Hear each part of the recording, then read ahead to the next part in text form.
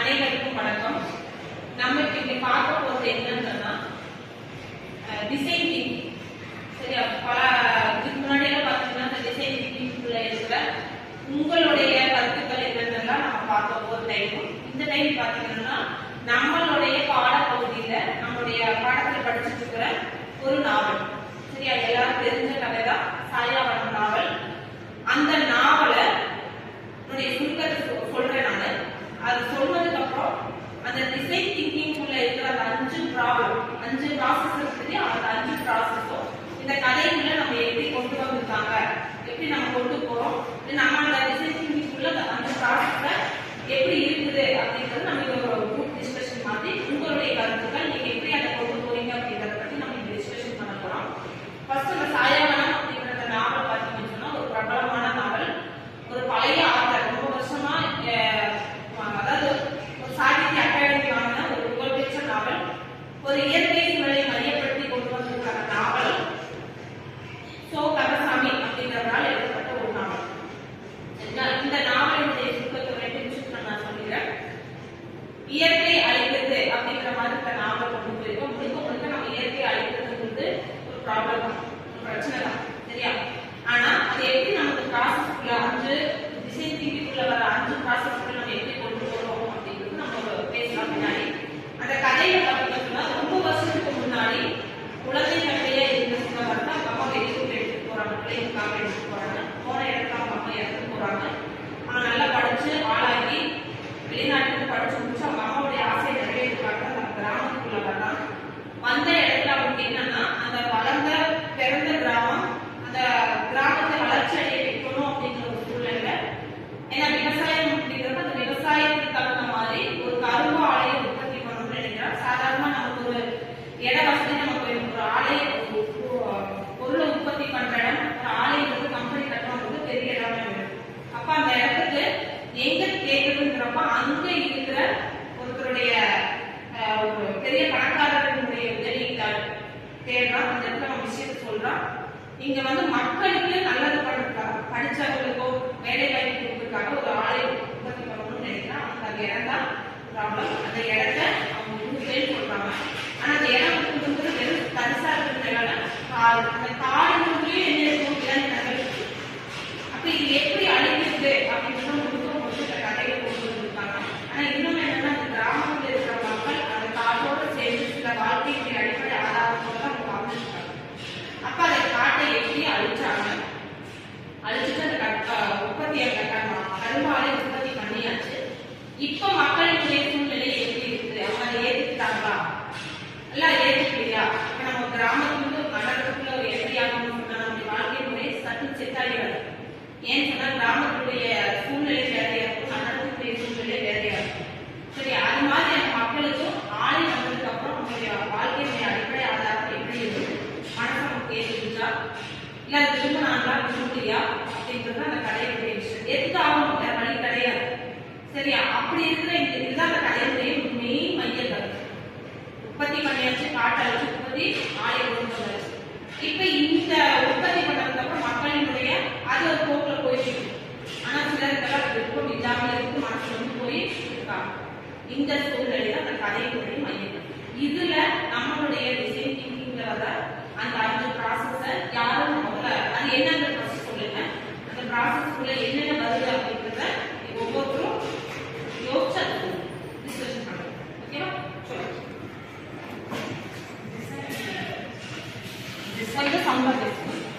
Design thinking அப்படின்னா ஒரு problem வந்துட்டு டிஃப்ரெண்ட் வேஸ் வந்து திங்க் பண்றது தான் டிசைன் திங்கிங். ஹியூமன் சென்ட்ரிக் ப்ராப்ளம்னா என்னன்னா ஒரு ப்ராப்ளம் வந்து அந்த மனுஷனோட சிச்சுவேஷன்ல இருந்து திங்க் பண்றது தான் ஹியூமன் சென்ட்ரிக் ப்ராப்ளம். டிசைன் திங்கிங்ல 5 ப்ராசஸ் ஆஃப் திங்கிங் இருக்கு. என்னன்னா empathy, define, ideate, prototype, test. இப்ப அவங்க சொன்ன அந்த 5 டிசைன் திங்கிங்குள்ள இருக்கிற அந்த 5 ப்ராசஸ் சொல்லியிருக்காங்க. இப்போ அந்த கதையில் இருக்கிற விஷயம் இந்த 5 ப்ராசஸ்க்குள்ள எப்படி வருது அப்படிங்கிறது நீங்க சொல்லுங்க. ஒவ்வொருத்தரும் ஒவ்வொரு கதை சொன்னாங்க. டிசைன் திங்கிங்கோட ஃபர்ஸ்ட் ப்ராசஸ் என்னன்னா என்டர்பிரைஸ். அந்த கதையில எப்படி வருதுன்னா சிதம்பரம் அவங்க அம்மா வந்து ரொம்ப நாளாக வெளியூர்லேயே இருக்காங்க. அவங்க அம்மா வந்து இறந்ததுக்கப்புறம் சிதம்பரம் வந்து அவங்க அம்மாவோட ஆசையை நிறைவேற்றிருக்காரு. அவங்க சொந்த ஊருக்கே வந்துடுறாரு. சொந்த ஊரில் வந்து அவருக்கு என்ன பண்ணணும்னு தெரியாததுனால அவர் வந்து ஒரு கரும்பு ஆடு தான் வைக்கலாம் அப்படின்னு நினைக்கிறாரு. ஆனால் அதுக்கான சரியான இடம் கிடைக்காததுனால ஒரு காடு வந்து பார்க்குறாரு. அந்த காட்டோட பேர் தான் சாயாவனம். அதுக்கப்புறம் அந்த சாயாவனத்தோட சொந்தக்காரர் யாரும் தேடி போய் அவங்ககிட்ட அதை பேசி அந்த காடை வாங்குறது தான் அவரோட. இப்போ நம்மளுக்கு அந்த இடத்துல பார்க்குறதுன்னா அவரோட பிரச்சனை எப்படின்னா அவங்க 2 பேருக்கும் நடக்கிற கான்வர்சேஷன் எப்படி அந்த காட்டை எப்படி வாங்குறதுன்னா நம்ம இடத்துல பார்க்குறப்போ அவரோட பிரச்சனை. அதாவது வந்து நமக்கு சட்டத்தில் ஒரு மனிதனுக்குள்ள ஒரு இடம் வேணும். சரியா? எல்லாருமே கொடுக்க மாட்டாங்க சீக்கிரமா. ஒரு நல்லதே நடக்குதுன்னு சொன்னாலும் ஐயோ இது எனக்கு ரொம்ப நாளா வேணும் சிலர் ஆசைப்படுவாங்க. அவங்களுக்கு அப்போதைக்கு அது தேவை விற்கணுங்கிறதெல்லாம் கிடையாது, கொடுக்கணுங்கிற அவசியம் இருக்காது. அப்ப ஏதோ ஒரு நல்லது நடக்கிறதுக்காக கொடுக்கணுங்கிற மனசு வந்துருக்கு பார்த்தீங்களா, அதுவே அவங்களுக்கு அவருக்கான ஒரு பிரச்சனை ஒரு தீர்வு கிடையாது. கொடுக்குறேன்னு அவர் சொல்லிட்டாரு.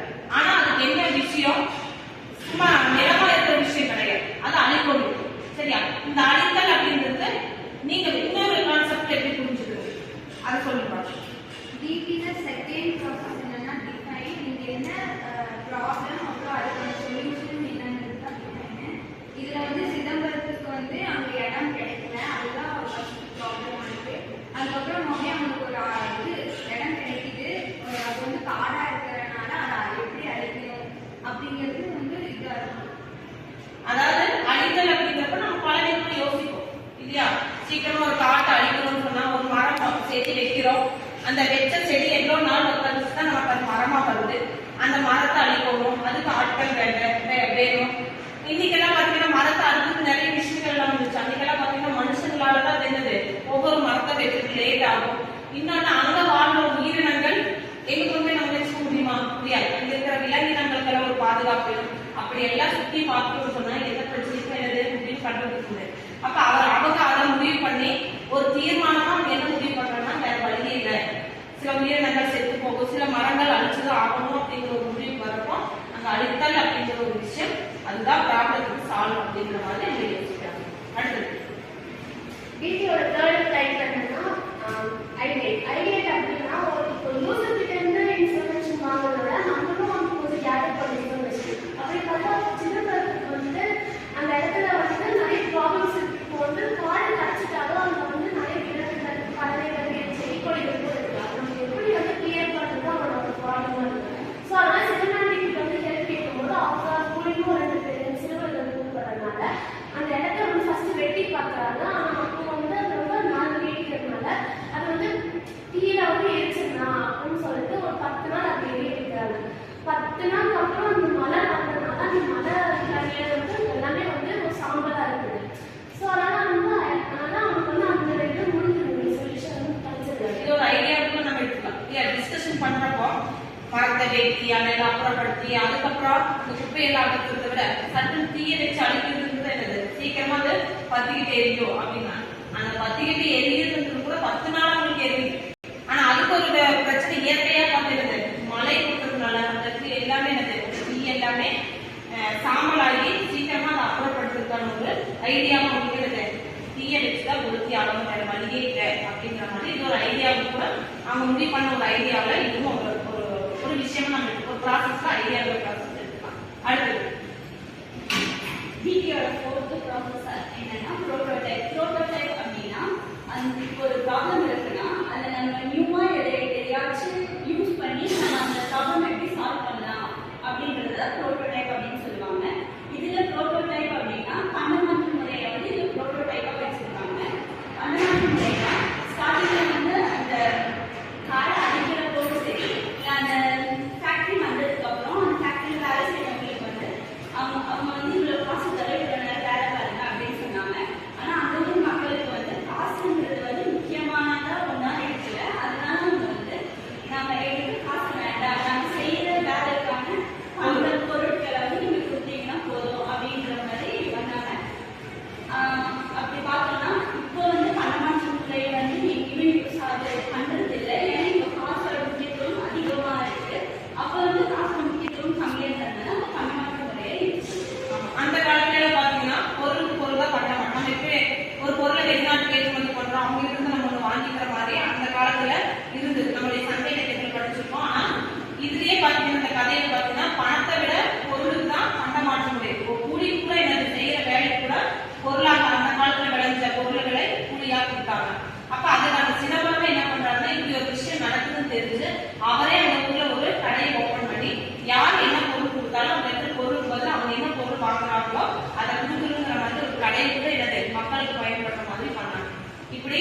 ஏதாவது ஒரு விஷயம் ஏதாவது நீங்க பேசுறீங்களா?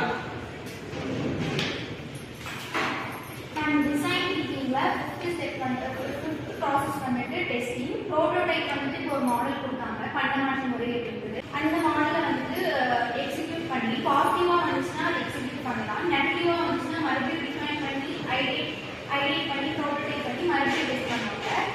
அப்புறம் ஒரு ஃபீட்பேக் கிடைச்சதுக்கு அப்புறம் தான் அது பாசிட்டிவாக நெகட்டிவான்னு சொல்லி பார்ப்பாங்க. இதை வந்துட்டு பண்டமாற்று முறையை டெஸ்ட் பண்ணி பார்த்துருக்காங்க டிசைன் பார்த்தாங்க. அதான் உங்களுக்கு என்னாச்சு, அந்த கடையில அவருக்கு அது லாபம் தான். சரி, மக்களுக்கு செய்யறதுக்கு நல்ல விஷயம் அப்படிங்கறதுனால அந்த கடையில பண்ணுவாங்க. இப்படி நம்மளுடைய தமிழை பொறுத்தவரைக்கும் இந்த டிசைன் திங்கிங் அப்படிங்கிற ஒரு நாவல கூட இந்த 5 ப்ராசஸ் இருக்குது அப்படிங்கறத நம்ம இப்ப தெளிவா புரிஞ்சுக்கணும். அதனால இந்த டிசைன் திங்கிங் அப்படிங்கிறது நம்முடைய பாடப்பகுதியோட எல்லா விஷயத்துக்குமே நமக்கு சம்பந்தப்பட்டு ஒரு பயன்படுற ஒரு விஷயமா இருக்கு. இது நம்ம இப்படி ஆழமா ஒரு நாவலுக்குள்ளேயே இத்தனை விஷயம் இருக்கு அப்படிங்கிறது தெரிஞ்சுக்கிற மாதிரி இன்னும் நம்மளுடைய தமிழ் இலக்கியம் சார்ந்து கூட இந்த டிசைன் திங்கிங் வர 5 ப்ராசஸும் ஒவ்வொரு இடத்துல ஒவ்வொரு சூழ்நிலையிலும் இருக்குது அப்படிங்கிறத நம்ம இனி அடுத்த கிளாஸ் கூட நம்ம இந்த மாதிரி தமிழ் சார்ந்த தலைப்பு இருக்குது, அது எந்த மாதிரி வருது